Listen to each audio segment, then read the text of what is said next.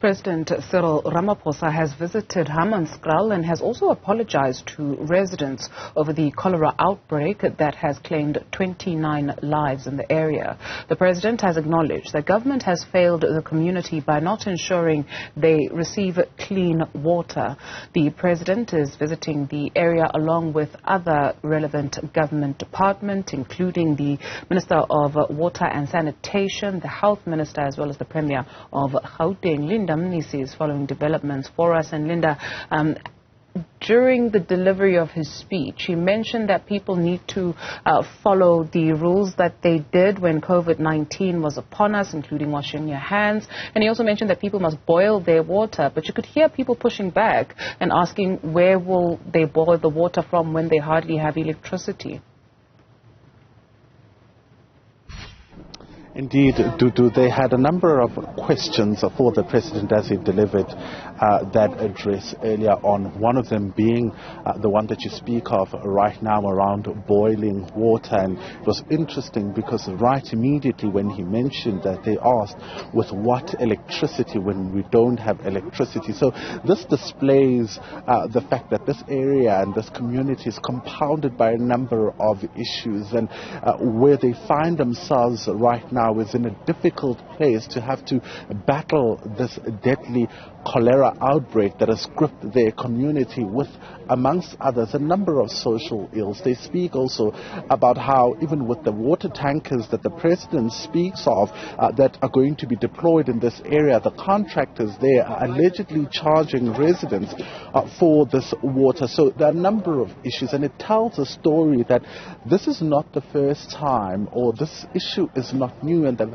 battled with these issues for a very long time. I'm joined now by some of the residents who will give reaction, of course, to what the president has said. I'll start with Abutami. Abutami, you have lost a family member, as you were telling me earlier, as a result of this cholera outbreak. Listening to President Kajeko Abuwa and, apologizing, how did that make you feel? What is your reaction to what the president said? It's sad what is happening with our people. It's very sad. And the thing is, this is real. This is not just a joke. The first thing that I'd like to apologize to the people of Hammanskraal, because I'm the resident who I was being accused 2 weeks ago that why I was taking the Deputy Minister Mahlobo to Royval, so that he can see how people of Hammanskraal are where they are getting water. And it's really sad, and it's shocking when the community of Hammanskraal are struggling with water since 2004. And this thing, it did not start 2016. It's been so long, and then this matter was supposed to be resolved by the people that understood, the people that we elect, we choose them to be our leaders. As someone, sorry to interject there, as someone who has lost a family member, do you think, having listened to the president today, do you think he understands the loss that you have suffered as people from Hammanskraal, as families, and do you think that they're now treating this issue with the kind of urgency that it deserves? I don't think the president feels what we are feeling. It's sad. You see the conscience of the people, or of the person, he or she, when he's speaking about this thing. It really said, I've lost my uncle on the 6th, day before yesterday. I took him to Jubilee Hospital from, he was at Majanini Clinic. I took him to Jubilee Hospital from 11:30. They only attended my uncle at 15:30. When I was asking the doctor that, how do you work with the person who's having cholera? Because if I'm having a letter from the doctor saying that the person has got a cholera, I think that it must be an urgent attention. But then now we must start by fixing what is happening in Jubilee. If you go to Jubilee, you could see what is happening there. People stand for plus minus 4-5 hours to be attended. So you could see that this corona thing, it's busy with your immune system. And it's so sad. I lost the uncle, and it's real, and it's affecting me. And people want to make this thing as a political thing. It's not a political thing. We are asking that God and our ancestors, they must help us on this thing, because of now it really affects the people of Hammanskraal. How many people did you lose? 27 people, if I'm not mistaken. You understand? So it's so sad when you look at some of the leaderships, and then they know there is money that has been lost, and then why those people are not being arrested, and so that we can have a solution, because the important thing is to get a solution about this thing. It's so sad. I don't even have power to say it, because after this interview that you've asked me to, I must rush to my family so that we have a discussion. How are we going to bury him? Yeah. It's so sad. All right, I want to thank you so much for your time and condolences for your loss. I want to bring in now to Deboho, who's also a community member, quite vocal around the president's visit here. Not pleased, Deboho, I saw earlier, with what the president has had to say around this issue of cholera and how they're handling it. Talk to me about why you were not pleased with the president. Say I'm not pleased at all. Because, when people come to Hammanskraal and taking us for a ride as if we don't belong to any, I don't know, it's earth or what. They just come and play games, mind games with us. You know what breaks my heart is when the president was busy saying that he was giving the municipality the budget, the monthly budget. I think it's an operational budget which can maintain those rival plans and other timber works.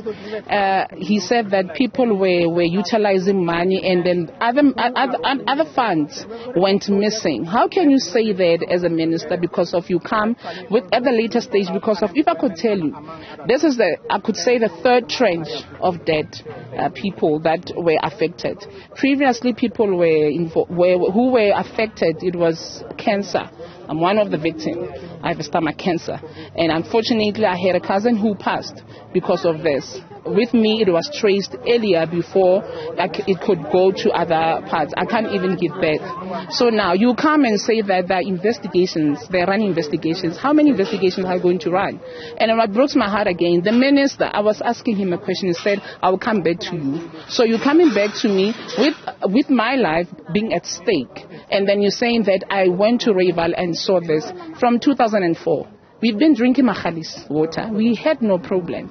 But handing over from Makhalis to City of Tshwane, it was a challenge. That's when we started experiencing high bills of water, and then we were experiencing contaminated water. If I could tell you, when he say we must boil water, does he boil water at home? Because of the drinking bottled water. So you telling us, advising us we must boil water, and then that water is not even safe. That fizzes when you open a tap.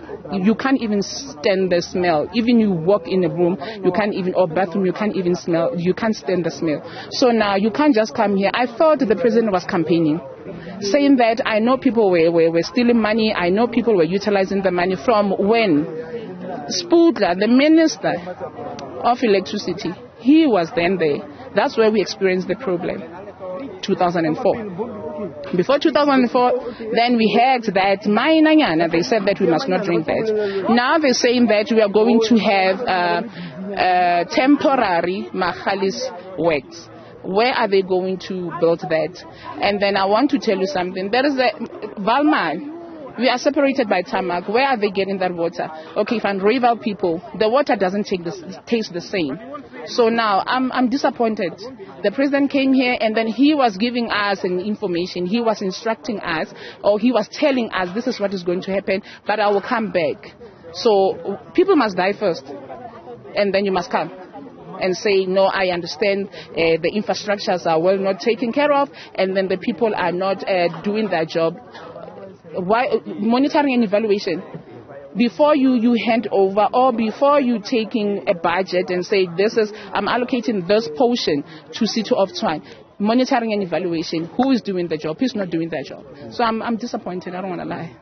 He speaks about accountability, and he says, well, the issues were with the municipality and we must also take accountability.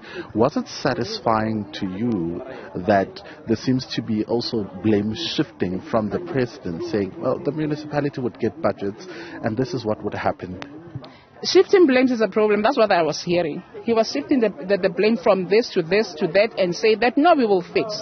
Can you forget about the past? How can you forget about the past? We have a scars. And then you're saying that there was supposed to be a full-time engineer, a manager, a specialist. Why didn't you follow up? Where is the lifestyle audit? You know, when you go to those plants, you'll find that the people, they don't have metric. They don't even qualify to run those tests. But for the fact that it's a friends of friends, you get a job. You understand? And another thing quickly is the issue around, I heard community members also complaining about the fact that the water tankers, the contractors of the water tankers are charging community members. The mayor says it's not supposed to happen. I don't want to lie. Some of the issues, if you can speak about it or talk about them, you end up finding yourself in hot water. But I will tell you that they're selling water, not the owners of the truck, the people who are part of the truck, actually who are roaming around with them. And I'm not going to mention, I'm glad that the president said, I know they're selling water. It says what? He knows because those people belong to his party. Thank you very much. That's Tebogo there giving us her reaction to, of course, the president's speech and the president's address to the residents of Hammanskraal, reflecting, of course, on what it's like to live in Hammanskraal, but also, losing a loved one, the victims that they speak of the people that are at the receiving end of this entire water crisis. And many of them are questioning why it took so long, or why it's taken so long for government to finally realize that this was an important issue. Did people have to die first for them to then realize that this was an important issue? Dudu? Linda Mnisi in Hammanskraal for us. Thank you very much for that crossing.